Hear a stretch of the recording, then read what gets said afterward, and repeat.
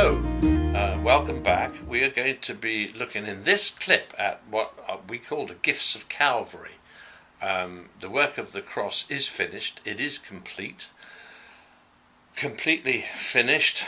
God so loved the world that's how he loved the world. He gave his only son on the cross for us.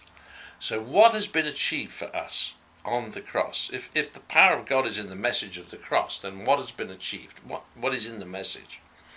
And the only way we're going to remember this, I think, is by having a mnemonic. That is to say, by listing them all just with the first letter of each word, and that makes a word in itself, so we can remember them. And the mnemonic that we're going to remember, I hope, is this. The word is pain, and then followed by an H. So if you remember the gifts as being pain H, you will always remember them. Important because they must be part of the message of the cross. I'm afraid there isn't anywhere in the Bible where the specific list is given, like there are gifts of the Holy Spirit, or the fruits of the Holy Spirit, gifts of God to the church, and so on. There are lists like that. So, but trawling through the Bible from front to back, we've been able to identify this list of 5 gifts, which we have called the Gifts of Calvary. And the first one in pain H, the first word we need to remember here is peace. Our punishment is exchanged for his peace. Now the great thing is the word exchange here. Our theologians call what happened on the cross the great exchange, because on the cross, coming before the cross in prayer, we can actually exchange something rotten in our lives that we don't like, that's holding us up, and we can exchange it for some goodness that is in the life of Jesus. He died for us to give us these things. And the first one of the great exchange is that we can exchange our punishment for his peace. Now, our punishment is due to us because we have been so disobedient. Mankind has turned his back on God generation after generation. So there is punishment due to all of us. And that punishment has all been taken out on Jesus. It's all been taken by Jesus on the cross. So we're not to be punished anymore. So it's different, but we don't... this exchange is not to get peace in our own lives just because we're being pestered by unruly teenage grandchildren or something. Yeah, or disease, or the worries of financial disasters, or it's not that sort of peace. It's the peace of knowing that God's punishment has been done. It won't come to us. It is, as Christians, it is just a knowledge that we are accepted. The blood of acceptance has been shed for us. So our punishment can be exchanged for his peace, the peace of God which passes all understanding.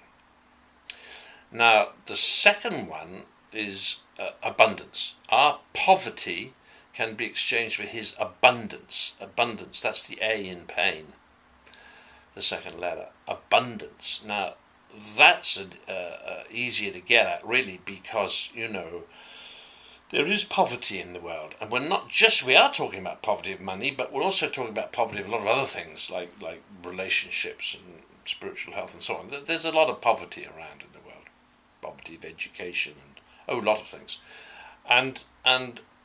but it's way back in the book of Deuteronomy that God's blessings or curses were placed on the children of Israel, depending on whether they were obedient or not obedient, and we know that we've pretty well failed to keep God's commandments in our lives.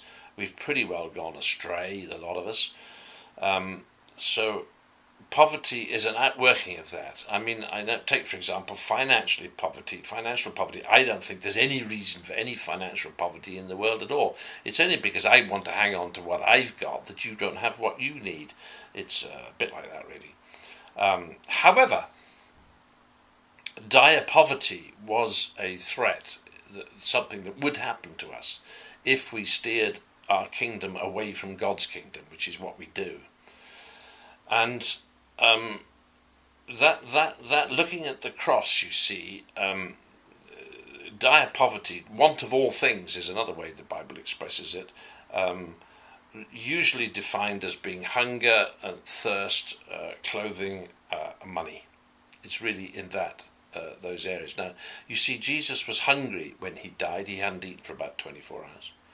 He was thirsty. He himself said, "I thirst." He didn't have a stitch of clothing in the world. The soldiers had stripped him of everything and cast lots and separated them up amongst themselves. They'd taken all his clothes. He didn't have anything. And of course he had zero money. Now, you can't actually get poorer than that. So it can be said of the cross that in the moment of Jesus' death, he exhausted the curse of poverty on the world. So now there's no need for it. Unless I'm greedy, you starve, as it were, because I'm greedy, well, that's my sin.